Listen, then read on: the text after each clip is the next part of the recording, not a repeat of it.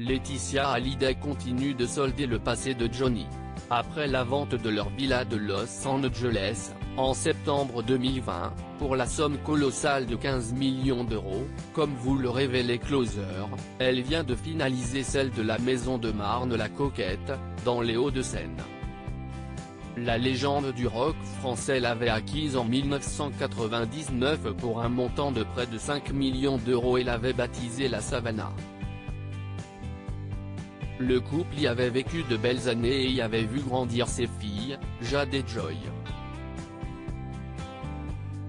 Mais cette demeure avait été aussi le théâtre de la mort de Johnny Hallyday, malade du cancer, dans la nuit du 5 au 6 décembre 2017.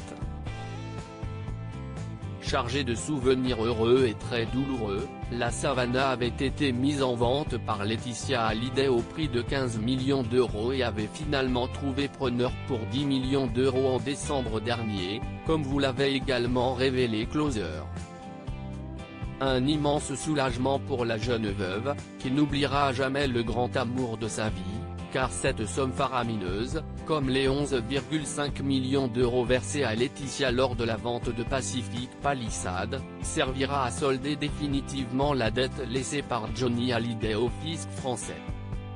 Laetitia Hallyday, qui a cédé les clés de la Savannah en janvier 2022, doit désormais plier bagages et finir de vider les 900 mètres carrés habitables, au plus tard en mai prochain. Avant cette date fatidique, la jeune femme a tout de même prévu de tourner certaines scènes d'un documentaire consacré à la vie de Johnny dont le tournage est en cours. Elle est attendue en France le mois prochain à cet effet. Quant aux nombreux effets personnels et collector du chanteur, accumulés au fil des ans et que les camions des déménageurs s'affairent à déplacer depuis plusieurs mois déjà, ils vont maintenant partir en tournée. Laetitia Hallyday, son grand projet à la mémoire de Johnny, la compagne de Jalil Esper, consacre en effet une très grande partie de son temps à faire vivre la mémoire de son tendre amour décédé.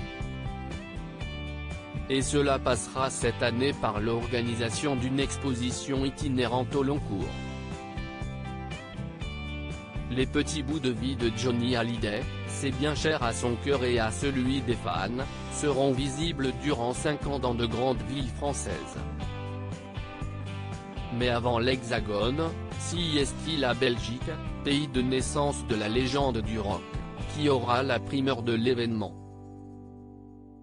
Courant 2022, et durant 6 mois, l'exposition posera ses valises à Bruxelles.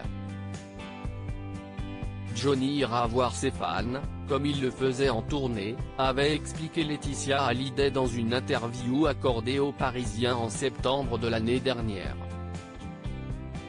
Et d'ajouter, Johnny n'aurait pas aimé quelque chose qui soit figé. On créera son bureau parisien à l'identique, avec ses vrais objets, ses costumes, etc. Comment acheter Closer? Votre magazine est en vente à partir du vendredi 25 février 2022 chez votre marchand de journaux, sur Android, iPad et sur Kiosque Mag. Loading widget.